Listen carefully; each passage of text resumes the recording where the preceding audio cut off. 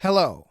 So I have a problem. I have a bone to pick with Captain America Brave New World. I am mad at this movie for making me sound racist. Because no, I was not a huge fan of this movie, but not because Sam Wilson replaced a guy who looked a little bit more like me. Not that Chris Evans looks like me. No, I was not a fan of this movie because it was kind of a mess. Gamey cookie guy. Entertainment. Now, you may or may not know this, but this movie had a pretty troubled development process. This is a movie that was originally scheduled to begin production in May 2022, and it actually began production in March 2023. It wrapped in June, and then nearly a year later, it tried to add an entire, semi-central couple of characters in reshoots. That's crazy. And I know it's not the only Marvel project to have some delays, to have some reshoots, but the track record of those coming out well is not good. It's the exception, not the rule. And so after watching this movie, I sat down with it and I really thought about it, and I realized the last thing that this movie needed was yet another writer to come in and give their take, meddle with it. And don't worry, I'm going to anyways, but this won't be my typical rewrite video where I'm taking specific parts and I'm changing them around. I'm messing with the narrative. Instead, I want to figure out what the themes of this movie are, or what they were, or what they were supposed to be, and try and figure out how the movie could have served those themes a little better and maybe presented them a little more clearly. So with that in mind, all Ruth bets are off. I hate that name. Let's get into Captain America Brave New World. It seemed like to me the biggest criticism for this movie, outside of just hating it for the sake of hating something, was that Captain America didn't feel like he belonged in his own movie. I went to see this movie on opening night, and even before it got to my showtime, I was already hearing people talk about how this felt like an Incredible Hulk sequel and not a standalone Captain America movie, and I can't disagree with those criticisms. I think that is valid. There are two Incredible Hulk antagonists here that Anthony Mackie just happens to be caught in the middle of. But I started to think, what if that was a feature of the movie and not a bug? And I don't know, maybe that was supposed to be a main part of the movie and it got lost somewhere in translation, but I would have kept that as the focus.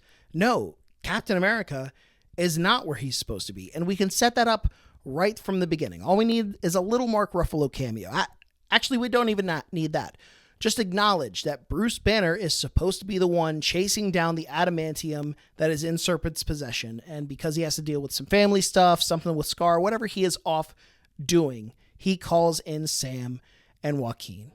This is what sets our movie in motion. This is our inciting event. So now the people that made the critique that this was supposed to be a Hulk movie, they're right. Except in this episode of What If, in this universe, Sam Wilson steps in. Now, everything that happens from here on out is out of Samuel Stearns' projections. He is having to improvise the whole movie. He's having to react to an unknown variable. He had planned on exacting his revenge against Bruce Banner and Thaddeus Ross at the same time, but now because Sam Wilson isn't where he's supposed to be, he jeopardizes his plan. In a lot of ways, Steve Rogers as Captain America was interesting to us because he was a man out of time. He didn't belong in this century.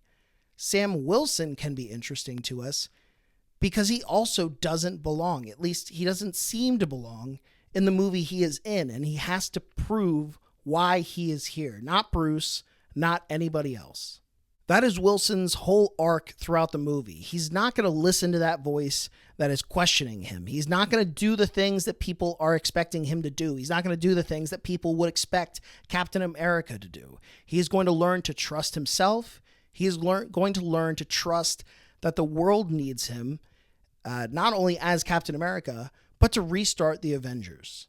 But it's not just Stearns who is upset by Captain America in this movie. No. I feel like somewhere in this script's DNA, this version of the movie has to be in there. because both Ross and Stearns, though they are on opposing sides of each other, are so aligned, so in parallel on the idea that they need to control Sam Wilson. It's poetic. Ross even has that clip from the trailer. Play the line. I don't want a variable out there that I can't control. And while I didn't like Sam working for Ross right out of the gate, I think that's something we can work to. We have that grappling of Sam deciding, is it worth restarting the Avengers? Something he knows is a net positive if it includes giving Ross more control, that thing he ever so craves. In fact, to me, I would say that is the main theme of this movie, and one that I really think could have worked if the message wasn't so muddled in everything else. The world wants control of the adamantium. Ross wants control of his life. He wants the love and respect of his daughter, and he feels like he needs to control the world to do that. But first, he must gain control over death. To do that, he needs to control Stearns into giving him the pills. He doesn't let Stearns go because he fears losing that control. And it's this fear of losing control that leads directly to Stearns betraying Ross and setting his own plans of control in motion. Plans that literally include mind control over people like Isaiah Bradley and others. Plans that ultimately and consistently fail to control Captain America. Now, another complaint I have heard with this movie is that they didn't keep the comic accurate, intelligent, tactical Red Hulk, but I don't mind scrapping this and turning him into a rage monster similar to the green Incredible Hulk we know, because if the leader's goal is to humiliate Ross and take what matters to him the most, then take away his self-control. Make him watch it all slip from his clenched fist. And in the end, let that be what saves the day. As Sam Wilson approaches the Red Hulk, as somebody who has counseled so many veterans, help them move on with their, at the time, maybe broken lives. Undoubtedly, Sam has seen so many people lose control and suffer the shame and the anger that it can bring.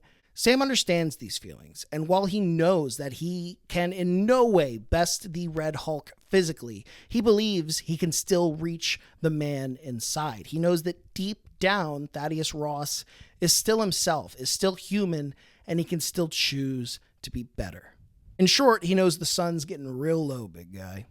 The parts of this movie that I thought worked the best were the parts when I got to see Sam be himself, when he got to train in the gym with Joaquin and Isaiah, when he doubts himself, when he appealed to Red Hulk's humanity at the end of the confrontation instead of just punching it out. Bucky was right when he said that this Captain America is somebody to aspire to.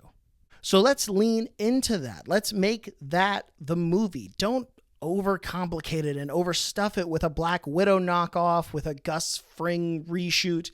This movie is about a decade-old grudge between two super gamma-infused individuals who happen to have more in common with each other than they'd like to admit. And it's about the one normal yet exceptional man who stood in between them. Anyway, that's what I would have liked to have seen from Captain America: Brave New World.